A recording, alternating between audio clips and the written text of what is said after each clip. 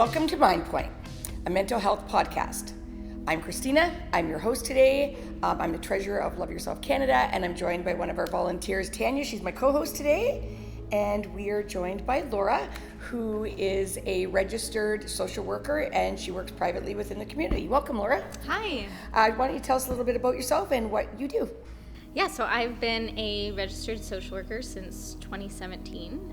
I've been working in the community, did a lot of social services, so agencies, and then over the last about year and a half, I've been working in private practice. So we have a topic today, and it is panic attacks, and I know Tanya and I are very excited about this. Yes. Because both of us suffer from them, so I definitely am looking forward to some insight. Yeah. So maybe, I don't know, are you okay if I kind of start? Yeah, go right ahead. I had my first panic attack back in 2003, maybe. I had separated from an abusive marriage that I had been in for many years. I had 3 children that were young, very, very young. And I was working, I had gone back to school, got a diploma as a medical secretary, was working my very first job for a family doctor. And one day I was in the office and I thought I was having a heart attack. I was like, what is happening to me? And I went into his office and I was like, you have to help me. I think I'm having a heart attack, you need to. And he's like, what? And he gave me an Ativan.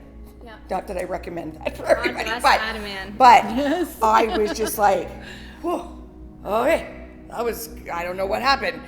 And then I was okay. And then it started again. And it was, and so what I've learned in my life is that my panic attacks actually now usually will happen while I'm sleeping. And they wake me up and I'm not breathing. So that's a little scary for anyone who ever has that. It's terrifying when you wake up not breathing. But usually and I don't even know what my spouse will always be like, were you thinking about something before bed? He always tries to analyze why I had this panic attack. But I've learned that I have them after, and it could be weeks after, it could be months after something happened in my life. And sometimes, I work in the hospital, so we call code blues all the time. And when there's a code blue, you can guarantee Chris is right there. I am on the scene. I'm there to help with what I can because I'm a secretary, so my job is pretty limited. But I'll call the code, I'll do the things, I'll get the people, I'll open the doors, I'll let people in. And afterwards, I'm just like I'm vibrating because, for one, I've obviously had that adrenaline, but I go into a full panic attack. It just takes me, and I have to leave and just be like, so a little different of a panic attack than when I suffer after a major event. So what is it called when you have these afterwards versus just, I don't know if it's I would want to say a normal panic attack. I don't think that's the right terminology, but compared to people who suffer from them daily almost or often, where I don't suffer from them often, but when I get them, they're just brutal. Really intense. And I can't always clip it back to something. Yeah, there's a lot to say to that. Panic attack, it still is a panic attack. There's not necessarily a difference between the subcategories of a panic attack, but it is very common for panic attacks to more so show up after the event has happened, because typically in the traumatic event, in the chaos,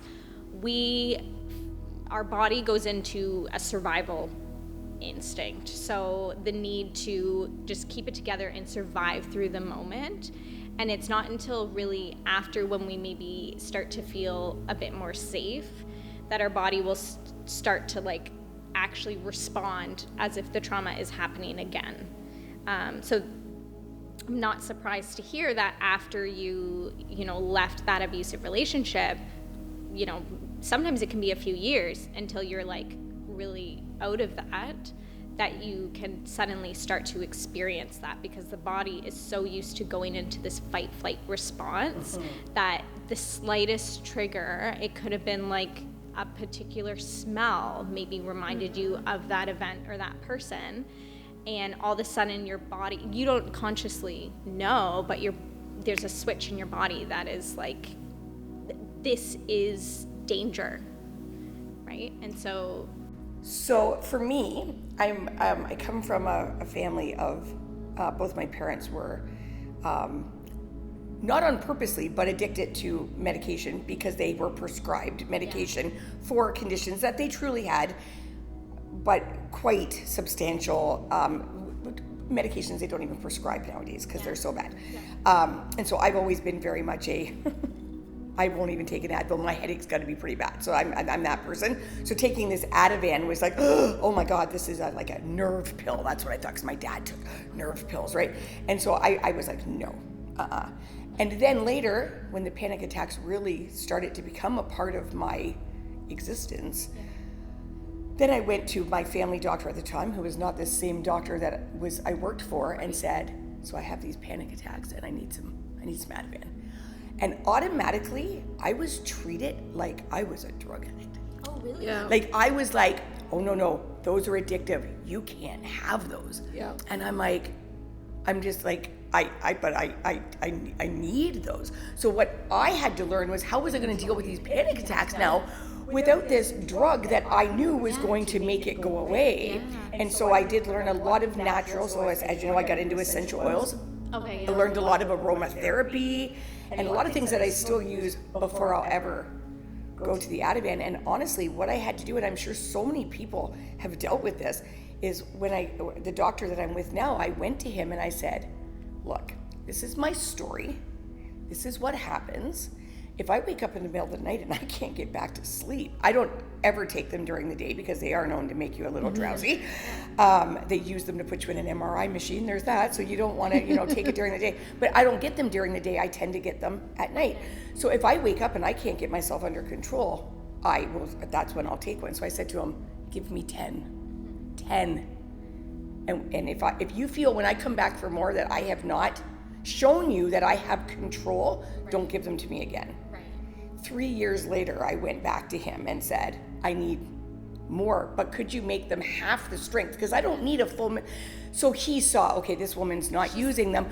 But and I get it. I know some people do get really addicted to stuff, but it's scary when you're feeling that way and you can't get something. Because I'm sure there's lots of mental health crisis out there that's not even panic attacks, where people are going through this where they can't get medication to help them. And I'm lucky I was strong enough to figure out other things to help me, and I still use them before I turn to an Ativan.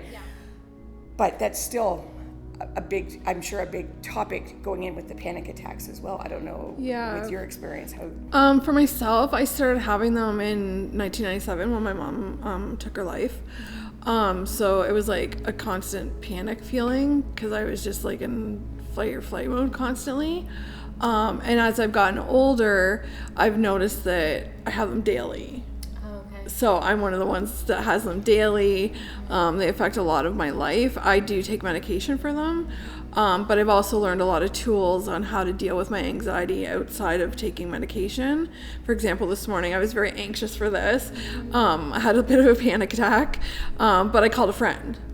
I talked through it. So like I've learned those tools, but yeah, it's very debilitating when you have them, especially I get the sleep ones too. Yeah. When you wake up and you're just in this like huge panic mode when it doesn't feel good and it's very hard to deal with. Is there recommendations that you have? Like, what do you tell your clients for other things other than medication? Because we don't all want to be medicated, right? Yeah, and I'll first just add, I know I'm kind of here as like the professional, but I also, I have CPTSD as well, so I'm not like, I just know this from Booksmart. Nice. Yeah, nice, but like. You understand. Yeah, and I was first diagnosed with panic disorder in my late teens. And then a few years later figured out it was a symptom of my CPTSD that I was having panic attacks. But very similar, I was first prescribed Ativan, and that's what I used for the first little bit to help me kind of get under control of them, because they're so overwhelming. And it would be at the beginning, for sure. Yeah, and it would be, I'm just watching TV, and all of a sudden, I don't even know how, but here I am in the midst of a panic attack, and I don't know how to control it. Okay, I guess I need Ativan. And then over time in doing therapy and kind of processing some of my trauma, and something that actually helped me learn how to regulate my breathing better was running. That became really helpful. Yeah, but there's a number of, and I'm still now like medicated to help with other symptoms related to it, and continue to do therapy. So yeah, I often will, even not to that degree, but sometimes let my clients know that, in the sense of like, I'm not just here to be like, oh yeah, that sounds really hard. I'm like, I lived it, and that's why I'm so passionate about this field, because I haven't had a panic attack for quite a number of years, but I can completely relate to it. Yeah. So to get back to your question, so you asked what other things are helpful. Personally for you, like you were saying, like running and stuff like that, like just tips maybe for some of the people that are watching, you know, like I said, I call friends, I listen to music, I try to go for walks, stuff like that. Yeah, and does that help you before, or if you notice yourself kind of getting If I notice myself getting to that point where I'm just like, okay, this is going to be a full-blown panic attack, or like I'm starting to feel anxious in my own skin, that's when I usually will pick up the phone, or I'll go for a walk or something like that. So I try to catch it before it snowballs. Yeah. And then I'm just in a huge panic attack and I can't get out of it. Yeah. So those are the kind of things that I do for myself. Yeah, that's great. Yeah. Things like whatever is going to help your nervous system calm down, because in the moment of a panic attack, there's all these technical terms that I could use, but our autonomic nervous system goes into the fight flight, and so our body, for whatever reason, feels the need to become like, either I have to get out of this danger, even though it actually could be nothing, or I have to fight, oftentimes nothing, and our body is like, the ability for us to rationally think in those moments is not there, and you guys know, because you've experienced this. So even if someone's with you and is like trying to talk you through this, a lot of the time at first is like kind of useless when you're actually in the midst, in the thick of it. Like you're not thinking, right? You're not thinking clearly. So, and I don't get what Tanya gets. I don't get a before. I don't get, like, I've had it where I went for, you're going to be like, oh, poor mom. I went for a beauty spa day at the spa. How exciting. And I'm getting on the massage table, and I'm asthmatic. And I lay down and I put my face in that cradle, and all of a sudden I'm in a full-fledged panic attack because I can barely, like, I feel like I can't breathe because I'm claustrophobic. Yeah. And so here I am trying to sit up, and I'm like, I can't do this. I can't have a massage, which is going to relax me. But I literally was like, I can't do this. Was that the first time you had a massage in a while? No. Oh, okay. It's like I've done this. Something about whether it was the scent of that room, I don't know what it was, but I couldn't do it. Yeah. I just was like, I'm sorry, I need to do something else. I can't do it. And luckily I could use that money, so I went and had a pedicure or something. Like, I just couldn't do it. So I don't tell people like I have anxiety. I probably do. I'm a very big personality, so most people wouldn't look at me and be like, oh yeah, she's very anxious, because I don't present that way, and I don't feel like I'm anxious, but yet these will sneak up on me out of nowhere.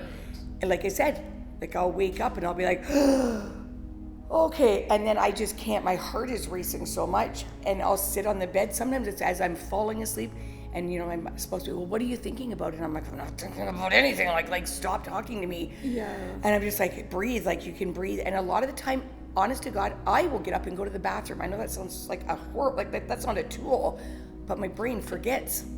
Whatever it was, I changed my spot, I changed my position, you know, and like I might grab some essential oil, some peppermint is my go-to, put it on, go to the bathroom, and then come back, and I'm like, And like a lot of the time, and that's short, my body has forgotten that I'm having a panic attack, and I will fall back to sleep. And it sounds like a silly tool, but that's what works for me. No, absolutely not. It's almost like your body, because it's in that state of like, we're just completely not able to access what's actually happening. I'm half asleep. Right. And then it's like you start to do something and your body's like, oh, wait, it's okay. There's no danger. I'm safe. We're good. But the walking too, like, so bilateral stimulation can be really helpful. And so that can look like tapping like your arms or maybe your legs, but also walking is that same sort of thing.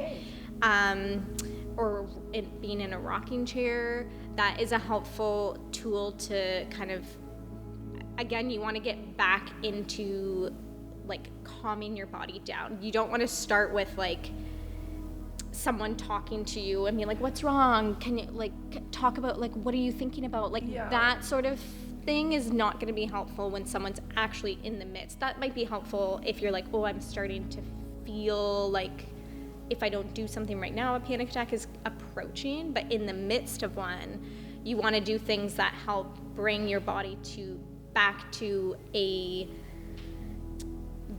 parasympathetic nervous system. So that's our place of like rest and digest. So where we're feeling calm, where we're feeling like relatively collected, able to kind of think more clearly. But the walking is a great thing to do, even just kind of like pacing around if you don't have a whole lot of space. When they happen as I'm going to bed, so I've done all my routine, I've laid down, and again, I'm claustrophobic, and I really do attribute a lot of my panic attacks to the fact that I'm claustrophobic. If I like put my face in the pillow, like I would have that instant, like that's like the anxious, like I'm that claustrophobic. So something like that will, but I can get that under control quickly. But like as I'm falling asleep, and if I start to feel that racing heart, that will right there, whether it's just like my allergies right now are horrible, right? Like with this humidity and my breathing. So like if I start to feel like I'm having issues, a lot of the time that will induce the panic attack. And so that when I have that, when I'm trying to fall asleep, like I'll be like, okay, get up. And try not to even mention, like a lot of time I'll try not to mention it to my partner because he will talk to me. And I'm like, I need, and there's times where I've gotten up and gone upstairs and it's not getting better. And I'll grab my phone, which I don't bring to bed with me for the reason I think you shouldn't have that in bed with you, but I'll bring it downstairs and I'll sit and I'll mindlessly scroll Instagram or Facebook just to forget, and it works.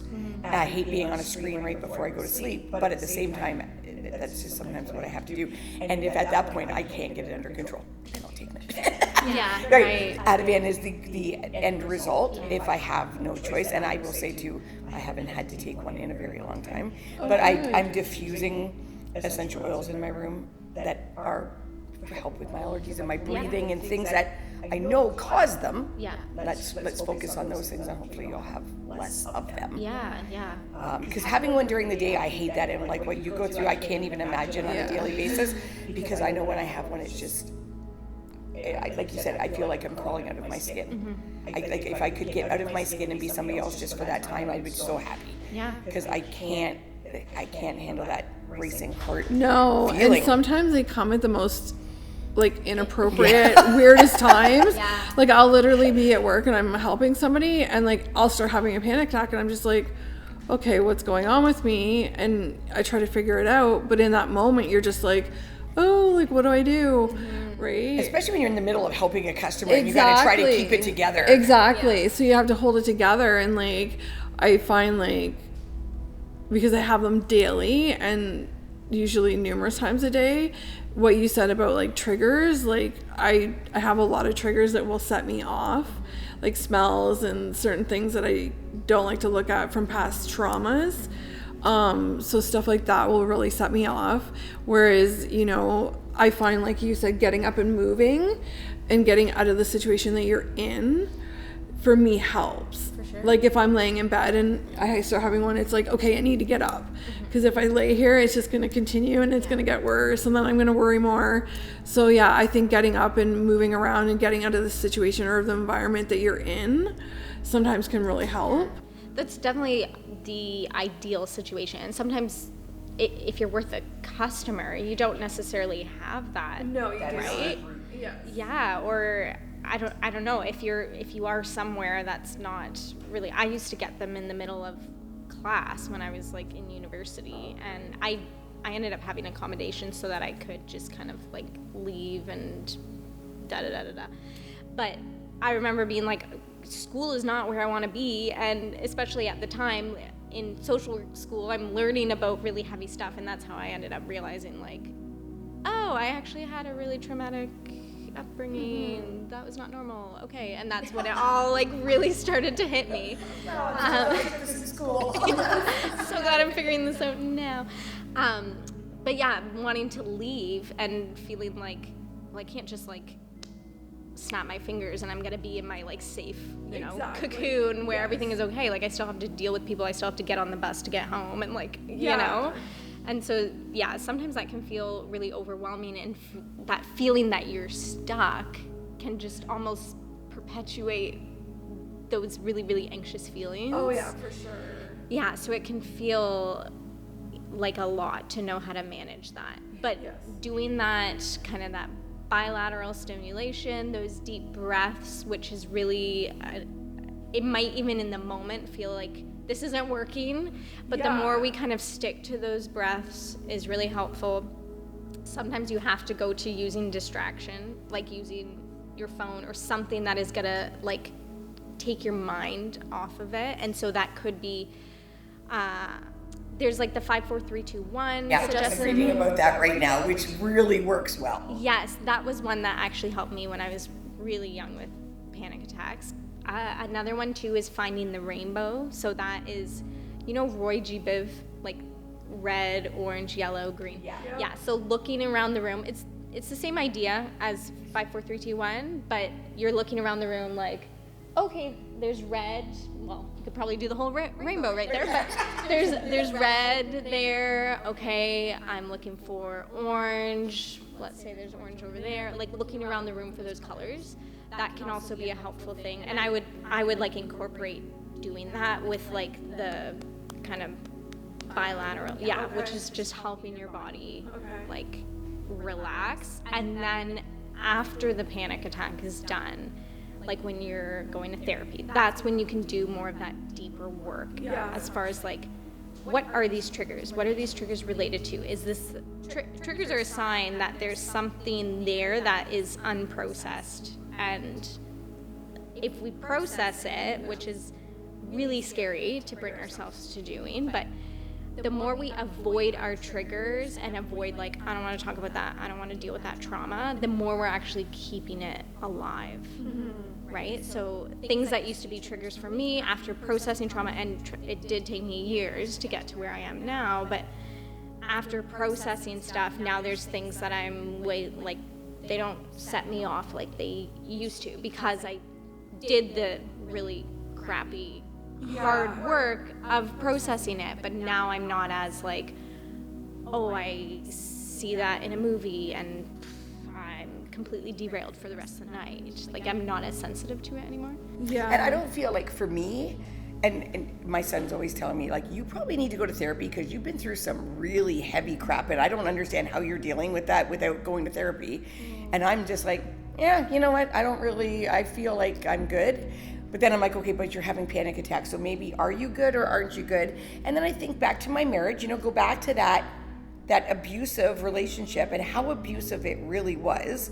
And I go, you've done really well because, your next relationship, I got married again because I think I really had to prove to myself that I could be married, because I wanted to be that woman who was married for 50 years. And I blew that because I had an abusive marriage. And I didn't blow that. I mean, I know that now, but I mean, at the time, that's why. So then I married somebody else, and that lasted 2 years because I realized this was stupid. And so now I'm with like this great guy who we're not married. I'm like, let's get a dog. Let's buy a house. Let's do. And he has all kinds of mental health issues that I'm just like, oh man, you really walked into a loaded potato here. But it works, and I don't know how, and I don't know that my anxiety attacks are really caused from that abusive marriage anymore.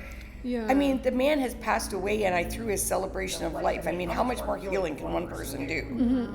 There's that. What is causing them, or why they happen, I have no idea. And a lot of time, I honestly think it's like, you know, you have trouble breathing because you're asthmatic, and then that freaks you out, and that causes your panic attack. Is it a trauma thing? Maybe it's not a trauma thing. Really, when I think about it at nighttime, a lot of the time that's where I sit down, I lay down, I'm like, oh God, you should probably take your puffer. You have to go upstairs to take your puffer. Oh, that means I'm gonna have to walk, which is gonna exert myself, and that's really good. And then I start thinking about that, and then the next thing I know, I'm having a panic attack because I can't breathe, and now I really can't breathe because I'm having a panic. So it's a weird thing, it's not really a trauma thing, but sometimes I go, yeah, is there more to it than what you're giving your credit, you know, and maybe you do need to go talk to somebody and figure it out. And I'm that person who's like, yeah, do you know to open that can of worms? I think probably not. You know, there's that. So I am that person. And my son will tell you that about me. And what's the fear? Is it because you're like, I don't want to open the can of worms? I don't know what the can of worms is. I think that's the fear. Is it the abusive marriage? I feel like I've dealt with that, right? I really feel like I've dealt with that. Is it my childhood? Oh gosh, I had the childhood of like, but to me, like if you asked my sister, I don't know that she would say that she felt our childhood was the same as I feel like it was. We lived, right? Absolutely. We took totally different paths in life. You know, I have step siblings. Our parents were divorced. My dad was abusive. He was an alcoholic. All the things. Okay? There's a lot. I could unpack luggage for days. However, I don't feel like any of that has affected my life whatsoever. And am I wrong? Probably, absolutely. But that's just how I feel. And I don't, I feel like I gave my children the best life because I didn't want to live in the low rentals because that's where I grew up. But I had a great life there. Why didn't you want to live there? Well, because it's the low rentals. I didn't want my kids to have to tell people that's where they lived because I didn't like telling people that's where I lived. So we never lived in the low rentals. I worked my butt off to make sure they never ever had to tell their friends that. Wow. So maybe I didn't like living in the low rentals. Yeah. But yet I have all the best memories there. So it's those things. And do they sneak up on me later and cause these panic attacks? I don't know. Like, you know, you can say, you're listening to you, I'm like, wow, she really has a grip on these panic attacks. She knows exactly what's causing them. I've had to really unpack a lot of trauma. Yeah. I've had trauma since I was born. Both parents were addicts. I've been in abusive relationships. So I think I really had to unpack a lot of traumas to understand what was going on with me and what was fueling these. But I still, to this day, there's certain things from my past that I haven't unpacked because it's that fear of like, oh, is it going to make it worse? Is my anxiety going to get worse? Yeah. I have to deal with this stuff. And, I have a really hard time with that. But like what you were saying is like certain triggers, like I had a very hard time for a very long time seeing anything to deal with, somebody taking their lives on screen, right? It was like, I can't watch this. Like I just have to close my eyes, I have to close my ears, but I've dealt with that. And now I can manage that without having a panic attack. Yeah. I don't have to walk out of the movie theater, or I don't have to leave a room because this is on the TV screen or somebody's talking about it. And I worked in mental health, so you hear it so often that, you know what I mean, you get adjusted to it. So it also helped me by listening to other people's experiences. And I think hearing each other talk about, panic attacks, it makes us understand that we're not alone. And that so many people do have them. Yeah. Right. And it sounds like you both have pretty fair trauma histories. Yeah. And things. Yeah. But a lot of people, trauma doesn't even have to be this wild, like, experience of, I grew up in this incredibly abusive situation. Yep. It can even just be a moment where you feel like you don't have any support, and it's kind of out of your realm to be able to function through, and no one is there with you, and so you have to disconnect in some way. And so I do have clients that have maybe not extremely extensive trauma histories, but still struggle with panic attacks for, you know, whatever reason. But a lot of the time it does, I mean, I am a trauma therapist, so I always look at things from the lens of like, well, what shaped you in your upbringing to, like, there's a reason why your behaviors or the things that you struggle with or the way that you relate and interact with other people, that all comes from our past experiences. Yes.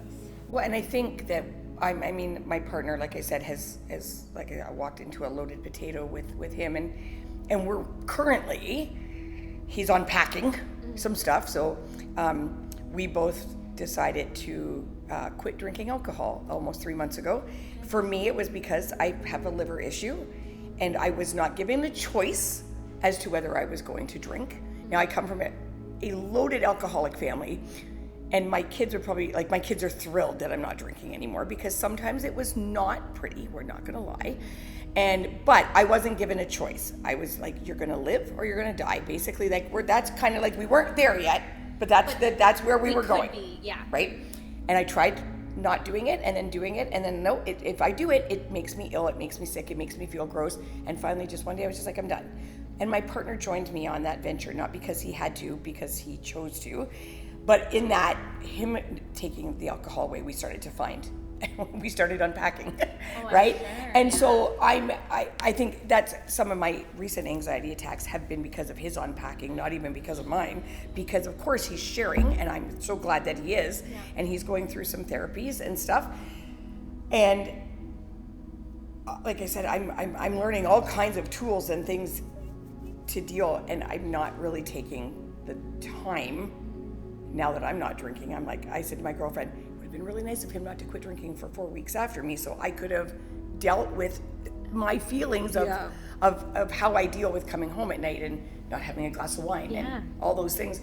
And so my panic attacks have been a little bit worse lately, but they were worse when I was drinking. Absolutely. Like, I can honestly say, like, I can say to you, oh, you know what, I probably had and they're little. Like, I'm feeling a little panicky as I'm going to bed, and maybe it's because, you know, my partner just shared all of his life trauma with me, and I'm now like, holy hand.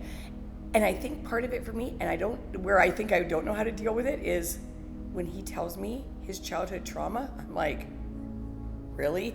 Hold my beer.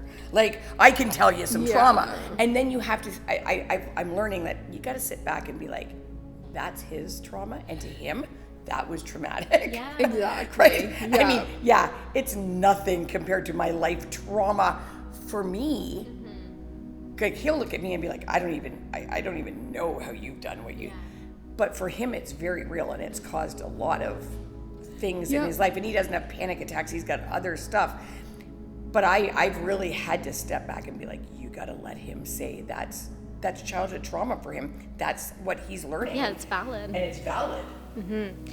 Yeah, what's traumatic for one person Right. can not be so traumatic for someone else. Right, So because when I first met him, I would be like, and now learning this now, I think, oh my God, you are so not nice, because he would say, you know, I lived in Masonville with my parents. There was no money struggles. And I'm like, and I lived in the low rentals with my single mom, who worked 3 jobs, and, you know, I have to wake up at 7 o'clock in the morning and make lunches for my siblings and be the parent at 8 years old. And so, and I'm like, oh, muffin, must have been really tough living in Masonville, right? Yeah. But now I'm like, oh, that wasn't all, the persona or the perception of what his life was like. Right. Based on where he lived and his parents, and knowing his dad unfortunately had passed away already, I'm like, you didn't really have it that rough. But that doesn't mean there wasn't trauma. Exactly. Right? Yeah, I think a lot of time when we've had a lot of trauma, when somebody says something to us, we're just like, oh, really? Like, come on. Like, You're like, that's setting you off that much. Exactly. Like, But it does. Like I have a very close friend and she has anxiety attacks, and it's stemming from overprotective parents. Okay. Right? Whereas like mine were non-existent. So I had to really go, okay, like, you have loving parents and, they were a little overprotective and stuff like that, but that caused you anxiety. Whereas I'm on the other spectrum of like, okay, my parents just didn't exist basically. Right. And I took care of myself. So, but it's validating everybody's experience with panic attacks. Yeah. And knowing that the level of panic attacks can be different from everybody. Mm-hmm. Like you can have a panic attack and somebody's looking at you going like, are you dying? Like, do you need to go to the hospital? Mm-hmm. And then somebody else can have one and it's just like a slight shift of, a dynamic, and like maybe they just walk away from an experience or they have to change a topic or something like that. Yeah. Yeah, it's more about like what that feeling feels like, right? Rather than, and it's the same with trauma. Instead of being like, oh, that trauma isn't actually that bad compared to this trauma, but it's more about how is this impacting you, and how does it feel for like you as an individual, right? That's what's kind of more important, rather than this like almost like tit for tat kind of weird dynamic. Well, and two, what you just said, and I don't know if you could address this, is why do some panic attacks look so different? Because I've seen people in the hospital where I work where they've been taken to urgent care and they're having a panic attack, but it looks like they're like the sweat and and we're calling a code blue and they're having a panic attack, and you're thinking, I have a panic attack, I don't look like that. I know I don't look like that, and maybe you do, but why do they look so different? And it makes you want to be like, you're over exaggerating, right? Where'd you get the sweat from? I honestly don't know the answer to that question. I guess it's just maybe the people, the way like they're like, if your heart is racing, it is, and I mean, it's a scary feeling. Yep. Absolutely. Yeah. But I mean, I know my face doesn't turn red and I don't sweat, and maybe I did it. I don't know. Maybe I did at the beginning. Maybe I did look like that person. Well, I was gonna say I wouldn't be surprised if more so at the beginning of someone experiencing a panic attack, like if you think of the first few that you had, which for me was well over 10 years ago, but I remember being like, what is like, I was at what work. Is going on? Like it's, thank God I was at work. It's very scary. And so I think as you're in that state and you're getting scared, like, what is this? That's gonna obviously make your body go further into that like sympathetic or that fight flight mode, because you're scared and you're like, I am dying.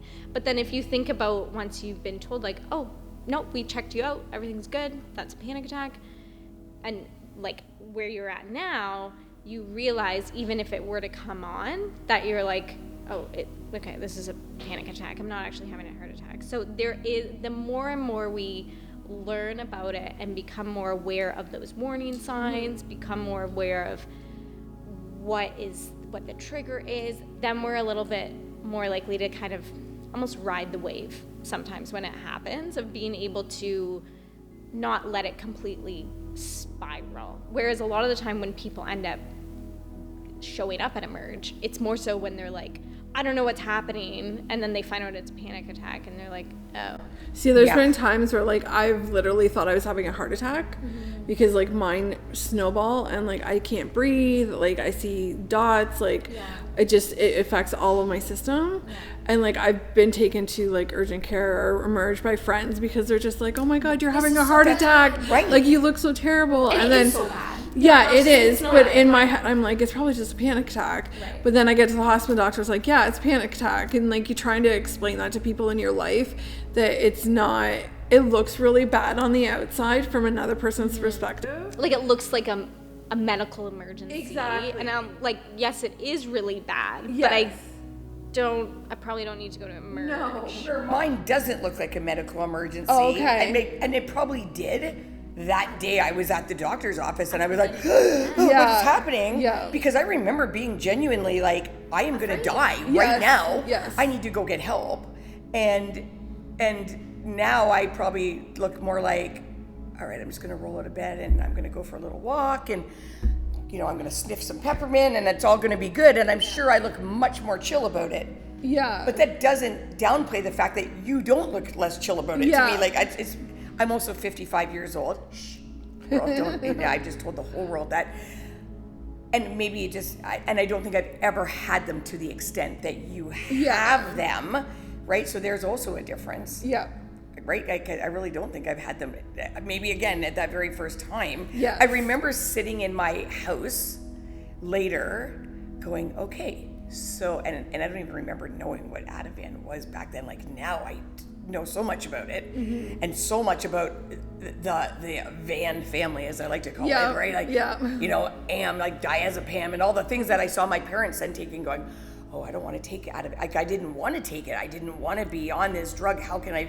And then as the anxieties, the panic attacks started getting worse, going, okay, I need to do something. And then being told, and I remember this, working in another office, another spot, where I then went to the doctors that worked in that building and being told, oh, no, you've got depression and anxiety and you need to be medicated for that. And I was like, no, thank you. And you don't know my story. And they didn't try to get to, they didn't. And so this doctor, like I have now, who just gave me that chance to be like, this is the deal and this is what I'm doing. And can you just give me something so I don't feel like I just can't get control? And I very rarely, matter of fact, there's been times I've actually taken the pills back to him and been like, can you refresh this prescription? Because I'm pretty sure these are expired. Okay. Right? And they right, and I know enough about medication that these are probably not going to be helpful now if I take them. Yeah. Right? And I also remember when my mom passed away in 2010, and let's talk about panic attacks because I get it. Like how like when you say about that the loss, panic attacks are totally different. Yeah. And I had to, go to her house and I had to bring stuff home. And my mom was a cancer patient. And so she had a bag full of meds that I had to take to the pharmacy at my job. Okay. But there was a bottle of Ativan in there. And they didn't go to the pharmacy. They stayed in my cupboard. Why? Because nobody would give me any. Oh, and right? And so I was like, Mom, I'm going to keep your Ativan and I'm just going to use them. And they lasted me for years. And that's when I finally went to the doctor and said, look, this is a story. Can you please give me some? Yeah. But I kept my mom's because I was like, I'm just going to keep those tucked away in my cupboard just in case, because nobody will give me any.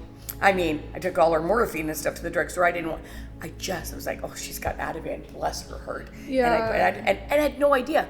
And also then went, oh, Mom, I didn't know you were taking Ativan, but she was probably taking it because she was going through cancer treatment and there was probably a little bit of stress there, right? Yeah. But I didn't know that. But I was really thankful she had that in her bag. And I did keep it. I'm somebody that has to be medicated every day. Like I unfortunately take it every day. It's something that I can't. And I am not against that at all. Please don't think that, because I just really, because I come from prescription drug addicted parents that you're more sensitive to it. My mom, I was able to have that conversation with her. Like, she had a car accident when I was in grade 3. Her ankle was reconstructed. There was a lot of things. And so she was on some heavy pain meds. Yeah. Heavy pain meds that she took every day. And I said, can you just try to, do you really need to take, it's been a long time. Mm-hmm. Do you really need to take them every day? Because now I think you're just taking them for the sake of taking them. My dad, unfortunately, took such strong medication. And I think I feel more through him that I don't take the stuff that I don't take, because he was on pills for epilepsy and nerve and I have a lot. I had epilepsy in a much later form than him, and so I've just never taken stuff. And I think it's because I saw him. My stepmother's like, he's taking way too much meds. He's forgetting. Yeah. And we approached his medical professional and they said, he's fine. Yeah. And I was like, no, I counted. He's not fine. Right? And so, and then, he got out of bed one day and collapsed on the floor and ended up having to go through detox. And so living that at 27 and going to him after he came out of detox, and I said, hi, I'm your daughter, and you probably don't even really know anything about me because you have been drunk or stoned your entire life. Yeah. And we had a really hard conversation. And so that really has impacted me in taking. Yeah, it would make you very, like, and by sensitive, I mean like emotionally sensitive to the idea of medication. Like that's very common. So to have a panic attack and then be like, then you're just giving me drugs? Like, right. Or not being able to get drugs, which I needed. Yes. And then already having that feeling and then going, they're treating me like I can't handle the attitude. And you're like, I refuse to be like my parents. Like, I promise you, I will avoid that at all costs. I am probably the most emotionally sensitive to anybody who has a mental health issue who can't get medicated because of that one feeling of being like, they feel like I can't handle this, or they want to put me on medication that I don't think I need. Right? Yeah, and I think too, when we come from families that have addictions and do take a lot of pills and stuff like that, we're very hesitant to take the medication. Medicated and get treated. It took me tooth and nail for my doctor to get me to take my medication. Yeah. So you had this total opposite experience. Yeah. Whereas like I fought it because I was like, I'm not going to be my parents. Mm-hmm. But then it was like, okay, you know, I can't live properly without this medication. It comes down to a point of, do I want to live? Exactly. Yeah. Or because mine was so debilitating that I wasn't living my life, and now that I take the meds, I can function on a daily basis and I don't run from situations and I put myself out there more often, and I'm an introvert, so like that was really hard for me. So the anxiety component plus introvert doesn't really go well together. Yeah. So and I love that because Tanya and I met through Love Yourself Canada, who puts on this podcast, because the group that she worked with was our very first recipient of money that we raised, and I do the treasurer and the fundraising for our group. So it's kind of nice to be like, she was that mental health professional. Yeah. And so to be sitting here, it's like full circle to be sitting here having this conversation with her about panic attacks and anxiety and all these things. And I'm like, I never would have seen that coming. No, me either. Back in 2018 or 2017 when we did that, right? Because she worked with a group of youth through a organization, and it was a gay youth group, and being a huge LGBTQ, because I have a gay child, being a big part of that, it was such a big deal for me to be able to go and give this money. And it wasn't even a lot of money now that I think about it, but it was to you guys at the time. But to them it was like, and like a lot of these youth were homeless and they struggled with like anxiety, depression, you know, all of that stuff. And like to get something given to them, like it wasn't about me, it was about them. And they were so grateful when you guys came in. Yeah. And it made such a huge difference. We were able to have an event due to it, you know, just for them. But yeah, it just showed them that people care, and this foundation, like Love Yourself, cares. Like they give a lot out to people, and you know, it was just a really heartwarming moment for me, and that's how I got involved. But yeah, it's been a great experience, and like to see us sitting here together, I know, right? It's kind of like all of a sudden I was sitting here going, this is really surreal actually, that we're having this conversation together. It is. And I don't think, I mean, obviously we have followed each other through being involved in Love Yourself, but to get that deep into the conversation and be like, I didn't know that. Yeah, exactly. You know, and you probably didn't, like, you know, so I was so glad. I'm like, I'm so glad they're pairing me up with Tanya as my co-host, because I feel like we're gonna bring two sides to the story. Exactly. And yeah, that's so cool. Are we good still? Like, we're good? Apparently we're so good. That's awesome. Because I feel like I've been talking forever after compared to, you know, previous podcasts. What is your best suggestion that you can give in, you know, for people that are experiencing or are listening to us and going, oh, that's exactly how I'm feeling. This is a real thing. What should they be doing? Should they be, like, going to their doctor? Should they be, sniffing an essential oil. Like, what is the first, like, I was in an office with a doctor, so I could go to him and go, I'm dying. What is happening? Yeah. I'm dying right now. Like, call 911. Yeah. Obviously I'm biased, and you might not love the answer, but I would say if you are struggling with panic attacks and you're not sure where they're coming from, go to therapy. Yeah. Well, now they know what it feels like, so they can, it does really, like, obviously I've never had a heart attack, so do I know that's what it feels like? Yeah. But especially being a woman, and they tell you, right, if you're experiencing these symptoms, you need to go to your 911. Yeah. Right, I think that's why a lot of people will, especially at the beginning, will end up going to the hospital, because sometimes you really have no idea what it's looking like. Right. And it makes sense why your friends at times have been like, no, I think we should take you. Because also in that moment, you're not, again, if we go back to the emotional part of our brain in a panic attack has completely taken the driver's seat. Like, 100%. We are not accessing our logical thinking. So you wouldn't be able to clearly be like, oh, guys, it's okay. This is a panic attack, and this is what happens, and this is probably what the trigger was, and it's okay. It's probably only actually going to last this long, and da-da-da-da.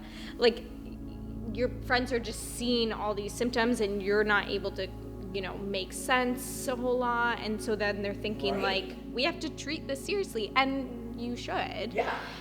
But because what if it was heart? Exactly. It could be like, we don't really know. I don't present like that at all. Right? Yeah. So. And the more you get to know yourself and what your triggers are and what your panic attacks look like, the more familiar you will be with, like, no, this actually is. And at my age, I feel like, you know what? Now, if I had a heart attack, I probably would know.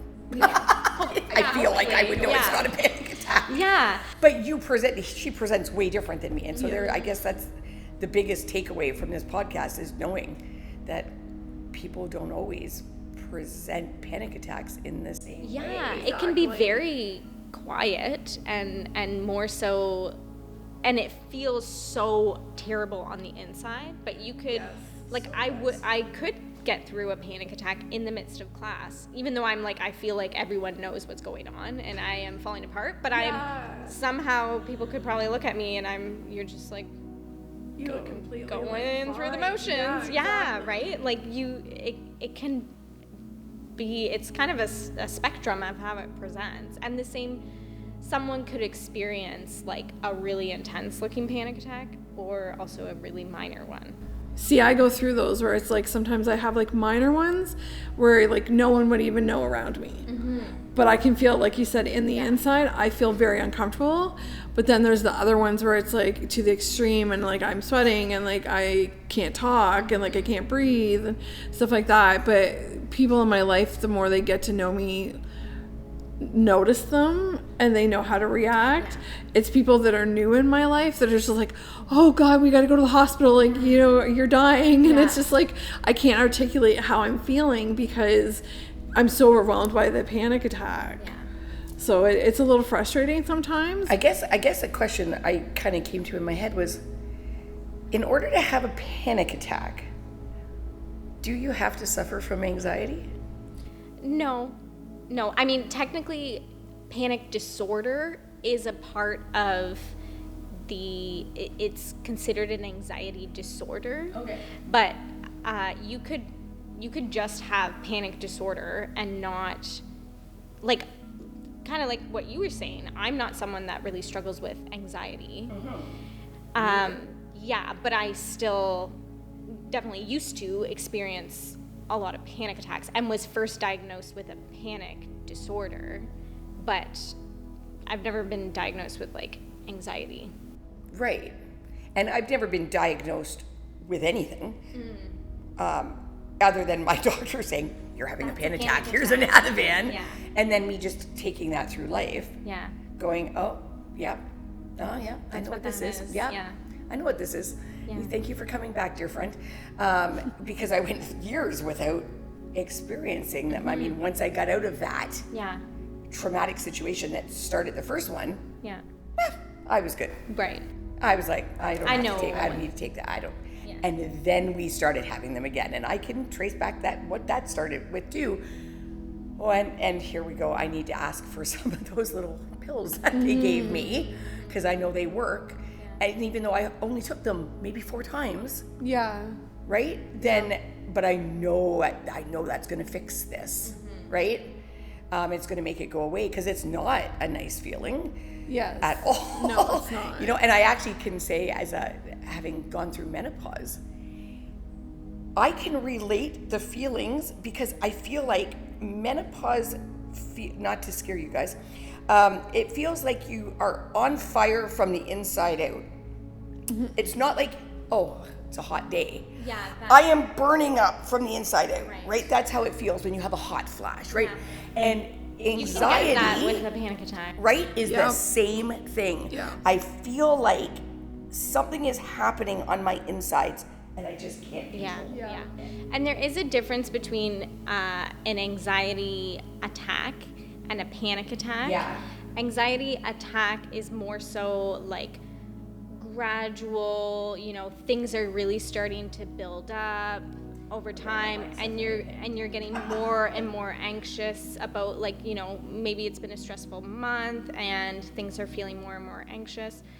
And so it's more of a like more prolonged, not nearly as intense, but maybe feeling like, oh, like the last few days I've kind of been having an anxiety attack almost. Anxiety attacks aren't like considered a diagnostic thing, whereas panic attacks are like that sudden, oftentimes out of nowhere, oftentimes not knowing what the trigger is, like that feeling like you're gonna die. That is kind of the difference between. So, and people, like, being someone that's struggled with them and also working in the field that I do, when people very nonchalant will be like, oh my gosh, I almost just had a panic attack, like that drives me crazy, because I'm like, you have no idea what a true panic attack feels like. And when people are like, oh my gosh, I thought I forgot my keys, I almost had a panic attack, and I'm like, like that to me is like a little bit of a like trigger, because I'm like, oh my gosh, like exactly. clearly, you've never had a real one. So No, you didn't. yeah. Do you want to know what it feels like? It makes me want to go back to the last podcast now and like bring those tools in. Is it common for people to have anxiety and panic disorder? Like, I know for myself, like, I suffer from anxiety and panic disorder. Yeah. So, like, I'm in anxiety mode pretty much all the time. And then every once in a while, and then I'll get the panic attacks. Yeah. So, like, is that correlated with each other? Yeah, like, I mean, like I said before, panic disorder is, if you're diagnosed with panic disorder, that technically falls under the umbrella of anxiety disorder. Okay. But you might not necessarily, some people, maybe struggle with anxiety day to day. Yes. Whereas, like, for us, we don't struggle with, like, generalized anxiety all the time. And so, but I think, like, it's under the same umbrella, really. Okay. That's like so interesting, because I did not know there was a difference between. I always say, oh, I'm just having an anxiety attack. Yeah. And sometimes I'll be like, oh, it's okay, just panic attack, I'm good. I'll just give me a minute. Like, and sometimes I just like, don't talk to me because I am dying right now. Yeah. Right. So, but I often wondered because I've never been diagnosed, other like I said, than that one time. Why do I have this if I don't feel like I suffer from anxiety? I know I don't suffer from anxiety. I have a partner who has anxiety. Like, I'm like, no, that's not me. I'm good. I just go, like, I'm good. Why does this happen to me? It's probably trauma. But sometimes I'm just like, and again, maybe because, like I said, I wake up with it, I might not even know. Do you know what you're dreaming? I'm not usually, or at least I have not. I wake up, and in the moment, I'm really just worried about breathing. Like, really, I need to breathe. And there's been times where I wake up and I go on the bed because I feel like I can't breathe at all, and you're going to need to call 911. And at that moment, I don't even realize I'm having a panic attack. Yeah. Well, you're like, is this an asthma thing? Right, or have I choked on something? Or like, because I can't breathe, because I do that as well. There's that. So I don't know what's happening. I just can't breathe. I can't physically, can't breathe. And then as I come out of it, like as I can breathe, it's what's happening inside that makes me go, oh, that's a panic attack, because I feel it like I can feel myself trying to get a grip. Right? Yeah. Get a grip. What is that? Like my mother, if you knew her, God bless her soul, would say, shake your head. What is effing wrong with you? Yeah. And I feel like that's what she would be telling me at that moment. But it is so real. And like I said, it can be easy, and I just get up and go to the bathroom, and then there's times where I'm just like, oh, you need to get up and go to the bathroom, all right, and you need to open that medicine cabinet and take it out of it, because you're not getting a grip on any of this. Yeah. And sometimes it just is that I choked on my own spit. There is. Yeah.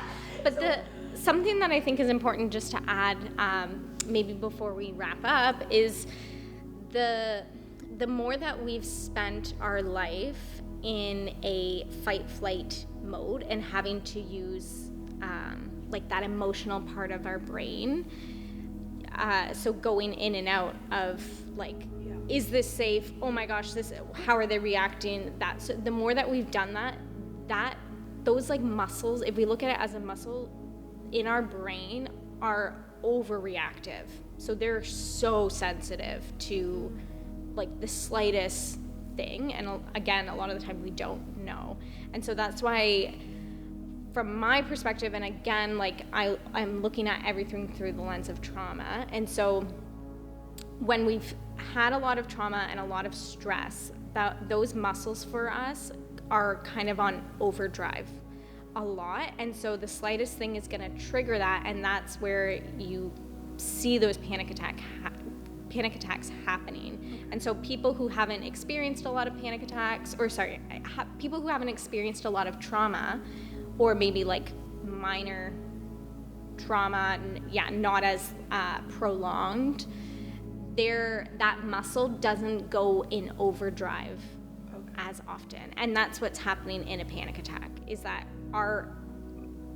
it's our brain going into this state of fight flight for no reason. And so to me, I look at it as, if you're struggling with panic attacks, like, tell me about your history, because you likely, since you were a young child, have been, that muscle for you is like overactive and has been going into fight flight for a long time. And maybe for a long time you suppressed it and tried to avoid a lot of those triggers, but now that maybe you're feeling safer, your body is still like, but we're still really we've been doing this sometimes for like decades, that we've just been operating in this fight flight mode all the time. And so is it kind of normal, because I feel like I'm going to get out of this podcast and I'm going to have a long conversation with my son, I'm sure, to be that person that just goes, I have these panic attacks. I know when they started. I can tell you the trauma. Mm-hmm. And here I am years, we're talking decades after that trauma, and I don't even think about that trauma like in my brain at all. Life has moved. Yeah. No, you know what? I really don't think, like, conscious, I just don't feel like I think about it. I think about sometimes other trauma. And my son is always like, Mom, you have just learned to just deal with life and just be that person. And so, yeah, it to me, it's like when you ask me, what are you scared of? Are you scared? I don't feel like I'm scared of anything. But the more you're sitting here talking to me, I'm like, am I scared of something? Is that why I'm having these panic attacks? Like, but then I'm like, do I really want to start unpacking that luggage? Because life is just kind of good.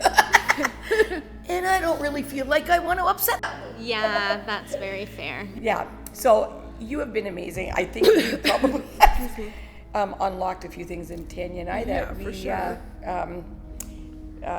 weren't thinking were even going to be unlocked today. No. On a Sunday afternoon. I tend to do that. Yeah. Thank you so much for joining us, Laura. And we're we're gonna wrap it up for today. Thank you, Tanya, for being my co-host. Of course. And from all of us at Mind Point, thank you for joining us. Until next time.